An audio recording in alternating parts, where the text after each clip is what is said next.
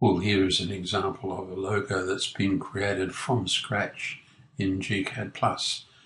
This is a particular design consultancy that specialises in food gardens, and they've tried to get a sort of highly stylised fruit tree to the left as part of the logo, and then used a particular font to type and colour to type food gardens and landscape design. What I wanted to illustrate is the importance of choosing your font. And if I select that piece of text, you can see it's in a font style called Garden Designer.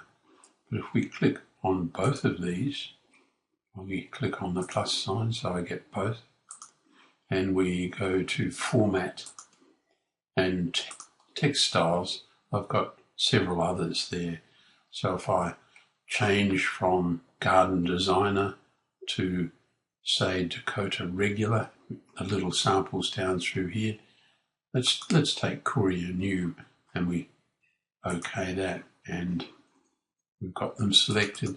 So Courier New, and you can see what I wanted to point out is that the height changes as we change the font, and you might want to reduce the height of the font. Notice it's 2.074. Let's make it 1.75. Good idea to keep the whole text height whole numbers, and for food gardens I think we can leave it at 1.5.